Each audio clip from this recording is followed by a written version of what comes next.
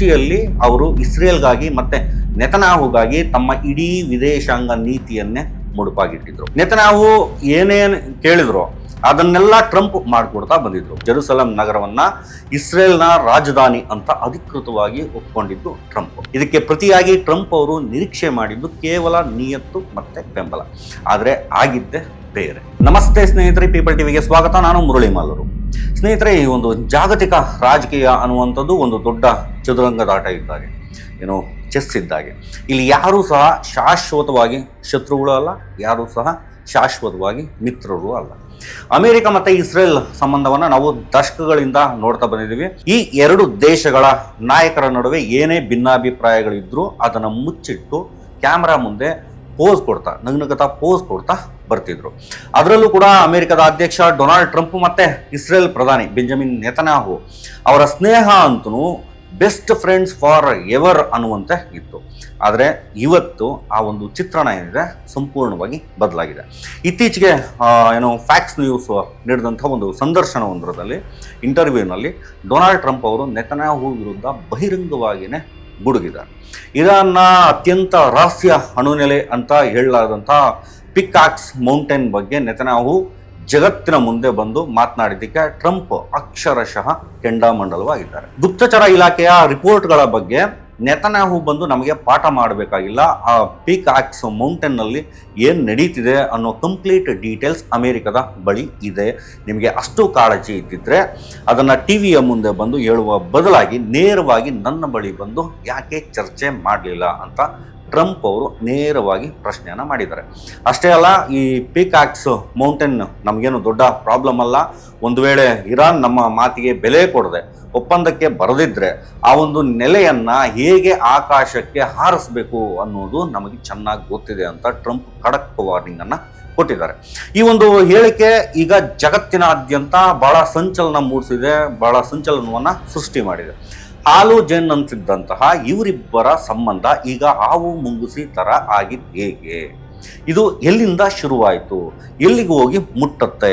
Trump ಅವರನ್ನ ಕಟ್ಟಿ ಹಾಕೋದಕ್ಕೆ ಬಳಸಲಾಗ್ತಿತ್ತು ಅಂತ ಹೇಳಲಾಗಿದ್ದಂತಹ ಎಪ್ಸ್ಟೈನ್ ಫೈಲ್ಸ್ ಏನಿತ್ತು, ಆ ಒಂದು ಬ್ಲಾಕ್ ಮೇಲ್ ಕತೆ ಏನಾಯಿತು? ನೆತನ್ಯಾಹು ಎಣೆದಿರುವಂತಹ ಒಂದು ಟ್ರ್ಯಾಪ್ ಏನಿದೆ, ಒಂದು ಬಲೆ ಏನಿದೆ, ಅದು ಟ್ರಂಪ್ಗೆ ಅರ್ಥ ಆಗಿದೆಯಾ? ಬನ್ನಿ ಈ ಒಂದು ಎಪಿಸೋಡ್ನಲ್ಲಿ ಈ ಒಂದು ಎಲ್ಲದರ ಬಗ್ಗೆ 360 ಡಿಗ್ರಿಯಲ್ಲಿ ವಿಶ್ಲೇಷಣೆಯನ್ನು ಮಾಡೋಣ. ಅದಕ್ಕೂ ಮುನ್ನ ನೀವಿನ್ನು ಪೀಪಲ್ ಚಾನಲ್ನ ಸಬ್ಸ್ಕ್ರೈಬ್ ಮಾಡಿಲ್ಲ ಅಂದರೆ ದಯವಿಟ್ಟು ಈಗಲೇ ಸಬ್ಸ್ಕ್ರೈಬ್ ಮಾಡಿ. ಹಾಗೆ ಫೇಸ್ಬುಕ್ಕಲ್ಲಿ ಈ ವಿಡಿಯೋವನ್ನು ಯಾರ್ಯಾರು ನೋಡ್ತಿದ್ರೋ ಅವರೆಲ್ಲರೂ ಸಹ ಫೇಸ್ಬುಕ್ ಪೇಜನ್ನು ಫಾಲೋ ಮಾಡಿ.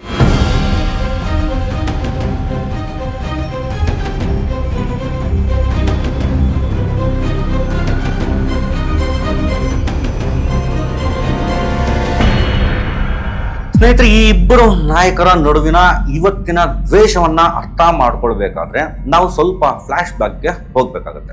2017ರಿಂದ 2020ರವರೆಗೆ ಡೊನಾಲ್ಡ್ ಟ್ರಂಪ್ ಅಮೆರಿಕದ ಅಧ್ಯಕ್ಷರಾಗಿದ್ದಾಗ ಇಸ್ರೇಲ್ಗೆ ಅವರು ಕೊಟ್ಟಷ್ಟು ಒಂದಷ್ಟು ಸಪೋರ್ಟನ್ನು ಅಮೆರಿಕದ ಇತಿಹಾಸದಲ್ಲೇನೆ ಬೇರೆ ಯಾವ ಅಧ್ಯಕ್ಷನೂ ಸಹ ಕೊಟ್ಟಿರಲಿಲ್ಲ. ನೆತನ್ಯಾಹು ಏನೇನು ಕೇಳಿದ್ರು ಅದನ್ನೆಲ್ಲ ಟ್ರಂಪ್ ಮಾಡಿಕೊಡ್ತಾ ಬಂದಿದ್ರು. ಉದಾಹರಣೆಗೆ, ದಶಕಗಳಿಂದ ವಿವಾದದಲ್ಲಿದ್ದಂತಹ ಜೆರುಸಲೆಂ ನಗರವನ್ನ ಇಸ್ರೇಲ್ನ ರಾಜಧಾನಿ ಅಂತ ಅಧಿಕೃತವಾಗಿ ಒಪ್ಕೊಂಡಿದ್ದು ಟ್ರಂಪ್. ಅಷ್ಟೇ ಅಲ್ಲ, ಅಮೆರಿಕದ ರಾಯಭಾರಿ ಕಚೇರಿಯನ್ನ ಟೆಲ್ ಅವೀವ್ನಿಂದ ಜೆರುಸಲೆಂಗೆ ಶಿಫ್ಟ್ ಮಾಡ್ತಾರೆ. ಇನ್ನೊಂದು ಕಡೆ ಸಿರಿಯಾಕ್ಕೆ ಸೇರಿದಂತಹ ಗೋಲನ್ ಹೈಟ್ಸ್ ಒಂದು ಪ್ರದೇಶದ ಮೇಲೆ ಇಸ್ರೇಲ್ನ ಅಧಿಕಾರವನ್ನ ಅಮೆರಿಕ ಮಾನ್ಯ ಮಾಡುತ್ತೆ. ಇವೆಲ್ಲಕ್ಕಿಂತಲೂ ಮುಖ್ಯವಾಗಿ ಒಬಾಮಾ ಸರ್ಕಾರ ಇರಾನ್ ಜೊತೆ ಮಾಡ್ಕೊಂಡಿದ್ದಂತಹ ಇರಾನ್ ನ್ಯೂಕ್ಲಿಯರ್ ಡೀಲ್ JCPOA ಅಂತ ಏನು ಕರಿತೀವಿ, ಅದರಿಂದ ಟ್ರಂಪ್ ಅಮೆರಿಕವನ್ನ ಹೊರಗಡೆ ತರ್ತಾರೆ. ಇದು ನೆತನ್ಯಾಹು ಅವರ ಅತಿ ದೊಡ್ಡ ಬೇಡಿಕೆಯಾಗಿತ್ತು ಅಂತಲೇ ಹೇಳ್ಬೋದು. ಅರಬ್ ದೇಶಗಳ ಜೊತೆ ಇಸ್ರೇಲ್ನ ಸಂಬಂಧ ಸುಧಾರಿಸೋದಕ್ಕೆ ಅಬ್ರಹಂ ಅಕಾರ್ಡ್ಸ್ ಅನ್ನುವಂತಹ ಐತಿಹಾಸಿಕ ಒಪ್ಪಂದವನ್ನ ಮಾಡಿಸಿದ್ದು ಕೂಡ ಇದೇ ಟ್ರಂಪ್ ಅವರು. ಟ್ರಂಪ್ ಅವರ ದೃಷ್ಟಿಯಲ್ಲಿ ಅವರು ಇಸ್ರೇಲ್ಗಾಗಿ ಮತ್ತೆ ನೆತನ್ಯಾಹುಗಾಗಿ ತಮ್ಮ ಇಡೀ ವಿದೇಶಾಂಗ ನೀತಿಯನ್ನೇ ಮುಡುಪಾಗಿಟ್ಟಿದ್ರು. ಇದಕ್ಕೆ ಪ್ರತಿಯಾಗಿ ಟ್ರಂಪ್ ಅವರು ನಿರೀಕ್ಷೆ ಮಾಡಿದ್ದು ಕೇವಲ ನಿಯತ್ತು ಮತ್ತೆ ಬೆಂಬಲ. ಆದರೆ ಆಗಿದ್ದೇ ಬೇರೆ. ಸ್ನೇಹಿತರೆ, 2020ರ ಅಮೆರಿಕದ ಅಧ್ಯಕ್ಷೀಯ ಚುನಾವಣೆ ಶುರುವಾಗುತ್ತೆ. ಟ್ರಂಪ್ ಮತ್ತೆ ಜೋ ಬೈಡನ್ ಅವರ ಇಬ್ಬರ ನಡುವೆ ತೀವ್ರವಾದಂಥ ಒಂದು ಪೈಪೋಟಿ ನಡೆಯುತ್ತೆ. ಚುನಾವಣಾ ಫಲಿತಾಂಶ ಬರೋದಕ್ಕೂ ಮುನ್ನಾನೇ ಟ್ರಂಪ್ ಚುನಾವಣೆಯಲ್ಲಿ ಅಕ್ರಮ ನಡೆದಿದೆ, ನಾನೇ ಗೆದ್ದಿರುವಂಥದ್ದು ಅಂತ ಹೋರಾಟ ಮಾಡೋದಕ್ಕೆ ಶುರು ಮಾಡ್ತಾರೆ. ಆ ಒಂದು ಟೈಮಲ್ಲಿ, ಆ ಒಂದು ಸಮಯದಲ್ಲಿ ಟ್ರಂಪ್ಗೆ ಜಗತ್ತಿನ ನಾಯಕರ ಬೆಂಬಲ ಬೇಕಾಗಿತ್ತು. ಅದರಲ್ಲೂ ತನ್ನ ಪರಮಾಪ್ತ ಗೆಳೆಯ ನೆತನ್ಯಾಹು ತನ್ನ ಬೆನ್ನಿಗೆ ನಿಲ್ತಾರೆ ಅಂತ ಟ್ರಂಪ್ ನಂಬಿರ್ತಾರೆ. ಆದರೆ ಜಗತ್ತಿಗೆಲ್ಲ ಶಾಕ್ ಕೊಡುವಂತೆ ಜೋ ಬೈಡನ್ ಗೆದ್ದಿದ್ದಾರೆ ಅಂತ ಅಧಿಕೃತವಾಗಿ ಘೋಷಣೆಯಾಗುವ ಮುನ್ನಾನೇ ಅತಿರೇಕದ ಉತ್ಸಾಹದಿಂದ ಬೈಡನ್ಗೆ ಅಭಿನಂದನೆ ಸಲ್ಲಿಸಿದಂಥ ಮೊದಲ ಕೆಲವು ನಾಯಕರಲ್ಲಿ ಈ ನೆತನ್ಯಾಹು ಕೂಡ ಒಬ್ಬರಾಗಿರ್ತಾರೆ. ಇದು ಟ್ರಂಪ್ ಅವರ ಅಹಂಕಾರಕ್ಕೆ ಬಿದ್ದಂತಹ ಒಂದು ಬಹಳ ದೊಡ್ಡದಾದಂತಹ ಏಟು ಪೆಟ್ಟು ಅಂತಲೇ ಹೇಳ್ಬೋದು. ಟ್ರಂಪ್ ಕಣ್ಣಲ್ಲಿ ಇದೊಂದು ಮಹಾಮೋಸ, ಮಹಾದ್ರೋಹ. ನಾನು ಆ ಮನುಷ್ಯನಿಗೆ ನೆತನ್ಯಾಹುಗೆ ಏನೆಲ್ಲ ಮಾಡಲಿಲ್ಲ, ಆದರೆ ಆತ ನನ್ನ ಬೆನ್ನಿಗೆ ಚೂರಿಯನ್ನು ಹಾಕದ, ಆತನಿಗೆ ನನ್ನ ಸ್ನೇಹಕ್ಕಿಂತ ಅಮೆರಿಕದ ಕುರ್ಚಿ ಬಹಳ ಮುಖ್ಯವಾಗಿತ್ತು ಅಂತ ಟ್ರಂಪ್ ತಮ್ಮ ಆಪ್ತರು ಅಂತ ಯಾರು ಇರ್ತಾರೋ ಅವ್ರ ಬಳಿ ಹೇಳ್ಕೊಳ್ತಾರೆ. ಇದಾದ ಕೆಲವೇ ದಿನಗಳಲ್ಲಿ ಪತ್ರಕರ್ತರೊಬ್ಬರ ಜೊತೆಗೆ ಒಂದು ಸಂದರ್ಶನ ಇಂಟರ್ವ್ಯೂನಲ್ಲಿ ಟ್ರಂಪ್ ನೆತನ್ಯಾಹು ಬಗ್ಗೆ ಕಿಮ್ ಅಂತ ಅತ್ಯಂತ ಕೆಟ್ಟ ಪದವನ್ನು ಬಳಸಿ ಬೈದಿರ್ತಾರೆ. ಅಲ್ಲಿಂದ ಶುರುವಾದಂತಹ ಈ ಒಂದು ಬಿರುಕೇನಿದೆ ಇದು ದೊಡ್ಡ ಕಂದಕವಾಗಿ ಮಾರ್ಪಡ್ತಾ ಬಂತು. ಟ್ರಂಪ್ಗೆ ಒಂದು ವಿಷಯ ಬಹಳ ಸ್ಪಷ್ಟವಾಗಿ ಅರ್ಥ ಆಗಿತ್ತು. ನೆತನ್ಯಾಹು ಒಬ್ಬ ಅವಕಾಶವಾದಿ ರಾಜಕಾರಣಿ, ಆತನಿಗೆ ಇಸ್ರೇಲ್ನ ಹಿತಾಸಕ್ತಿಗಿಂತ ತನ್ನ ಸ್ವಂತ ರಾಜಕೀಯ ಕುರ್ಚಿನೇ ಮುಖ್ಯ ಅಂತ ಈತನಿಗೆ ಅರ್ಥ ಆಗಿರುತ್ತೆ. ಈಗ ಇಷ್ಟೆಲ್ಲ ಆಯಿತು. ಈಗ ಮರಳಿ ವಿಚಾರಕ್ಕೆ ಬಂದು ಮಾತನಾಡೋದಾದ್ರೆ ಏನಿದು ಪೀಕಾಕ್ಸ್ ಮೌಂಟೇನ್ ಅನ್ನುವಂಥದ್ದು. ಇರಾನ್ ತನ್ನ ಪರಮಾಣು ಕಾರ್ಯಕ್ರಮಗಳನ್ನು ಭೂಮಿಯ ಆಳದ ಒಳಗಡೆ ದೊಡ್ಡ ದೊಡ್ಡ ಪರ್ವತಗಳ ಕೆಳಗಡೆ ಬಚ್ಚಿಟ್ಟಿದೆ ಅನ್ನುವಂಥದ್ದು ಜಗಜ್ಜಾಹೀರಾದಂತಹ ಒಂದು ವಿಚಾರ. ಅದರಲ್ಲಿ ಪೀಕಾಕ್ಸ್ ಮೌಂಟೇನ್ ಅನ್ನುವಂಥದ್ದೇನಿದೆ ಅದು ಇರಾನ್ನ ಅತ್ಯಂತ ಅಪ್ಡೇಟೆಡ್ ಮತ್ತೆ ಅಪಾಯಕಾರಿ ಅಣುನೆಲೆ ಅಂತ ಗುಪ್ತಚರ ವರದಿಗಳು ಕೂಡ ಹೇಳ್ತವೆ. ಇದು ಎಷ್ಟರ ಮಟ್ಟಿಗೆ ಒಂದು ಭೂಮಿಯ ಆಳದಲ್ಲಿದೆ ಅಂತಂದ್ರೆ ಸಾಮಾನ್ಯ ಬಾಂಬ್ಗಳಿಂದ ಇದನ್ನ ನಾಶ ಮಾಡೋದಕ್ಕೆ ಸಾಧ್ಯನೇ ಇಲ್ಲ. ಅಷ್ಟರ ಮಟ್ಟಿಗೆ ಇದು ಅಷ್ಟರ ಆಳದಲ್ಲಿ ಇದಿದೆ.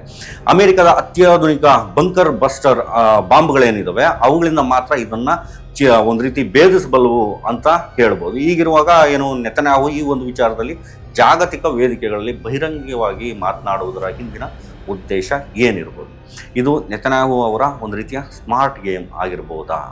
ಇರಾನ್ ಅಣುಬಾಂಬ್ ತಯಾರಿಸೋದಕ್ಕೆ ಕೇವಲ ಕೆಲವೇ ವಾರಗಳ ಅಂತರದಲ್ಲಿದೆ ಅಂತ ಇಡೀ ಜಗತ್ತಿಗೆ ಡಂಗೂರ ಸಾರುವಂತಹ ಮೂಲಕ ಅಮೆರಿಕದ ಮೇಲೆ ನೇರವಾದಂತಹ ಒತ್ತಡನ ಹೇರುವಂಥದ್ದು ಅವರ ಪ್ಲಾನ್ ಆಗಿರ್ಬೋದಾ? ಯಾರ್ದು? ನೆತನ್ಯಾಹು ಅವರದು. ನೋಡಿ, ಇರಾನ್ ಬಾಂಬ್ ತಯಾರು ಮಾಡ್ತಾ ಇದೆ. ಅಮೆರಿಕ ಸುಮ್ಮನೆ ಕೂತ್ಕೊಂಡ್ರೆ ಇಡೀ ಜಗತ್ತಿಗೆ ಅಪಾಯ ಇದೆ, ಹಾಗಾಗಿ ಅಮೆರಿಕ ತಕ್ಷಣವೇ ಇರಾನ್ ಮೇಲೆ ದಾಳಿ ಮಾಡಬೇಕು ಅಂತ ಬಿಂಬಿಸುವಂಥದ್ದು ನೆತನ್ಯಾಹುನ ತಂತ್ರ ಆಗಿರ್ಬೋದು. ಅರೆ, ಈಗ ಟ್ರಂಪ್ ಅವರು ಈಗ ಹಳೆಯ ಟ್ರಂಪ್ ಆಗಿ ಉಳ್ಕೊಂಡಿಲ್ಲ. ಅವರು ನೆತನ್ಯಾಹು ಅವರ ಈ ಒಂದು ಕುತಂತ್ರಗಳೇನಿದಾವೋ ಅವುಗಳನ್ನ ಬೇರ್ನಲ್ಲೇ ಚಿವುಟಿ ಹಾಕುವಂತ ಕೆಲಸವನ್ನ ಮಾಡ್ತಿದ್ದಾರೆ. ಫ್ಯಾಕ್ಸ್ ನ್ಯೂಸ್ನಲ್ಲಿ ಟ್ರಂಪ್ ಕೊಟ್ಟಂತಹ ರಿಯಾಕ್ಷನ್ ಅನ್ನ ಸೂಕ್ಷ್ಮವಾಗಿ ಗಮನಿಸಿ. ನಮಗೆ ಇಂಟೆಲಿಜೆನ್ಸ್ ರಿಪೋರ್ಟ್ ಬಗ್ಗೆ ಯಾರೂ ಪಾಠ ಮಾಡಬೇಕಾಗಿಲ್ಲ. ಇದರ ಅರ್ಥ ನೀನು ಪಬ್ಲಿಕ್ ಮುಂದೆ ಬಂದು ಹವಾ ಕ್ರಿಯೇಟ್ ಮಾಡುವುದನ್ನು ನಿಲ್ಲಿಸು, ವಿದೇಶಾಂಗ ನೀತಿಯನ್ನು ಯಾವಾಗ ಯಾರ ಮೇಲೆ ದಾಳಿ ಮಾಡಬೇಕು ಅನ್ನೋದನ್ನು ನಾನೇ ನಿರ್ಧರಿಸ್ತೇನೆ, ನೀನಲ್ಲ ಅಂತ ಒಂದು ಖಡಕ್ ವಾರ್ನಿಂಗ್ ಕೊಟ್ಟಿದ್ದಾರೆ ಅಂತಲೇ ಹೇಳ್ಬೋದು. ಜೊತೆಗೆ ಟ್ರಂಪ್ ಇರಾನ್ ಬಗ್ಗೆ ಒಂದು ಮಾತನ್ನು ಹೇಳಿದ್ದಾರೆ.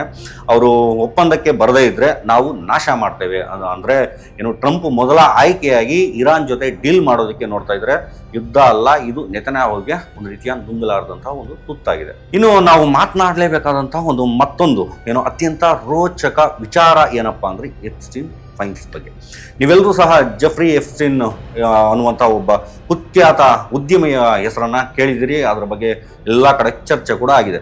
ಆತ ತನ್ನ ಖಾಸಗಿ ದ್ವೀಪಕ್ಕೆ ಜಗತ್ತಿನ ಅತಿರಥ ಮಹಾರಥ ರಾಜಕಾರಣಿಗಳು, ಉದ್ಯಮಿಗಳು, ಸೆಲೆಬ್ರಿಟಿಗಳನ್ನು ಕರ್ಕೊಂಡೋಗಿ ಅವರಿಂದ ಅಕ್ರಮ ಕೆಲಸಗಳನ್ನು ಮಾಡಿಸಿ ಅದೆಲ್ಲವನ್ನು ಕೂಡ ರಹಸ್ಯವಾಗಿ ರೆಕಾರ್ಡ್ ಮಾಡ್ತಾ ಇದ್ದ.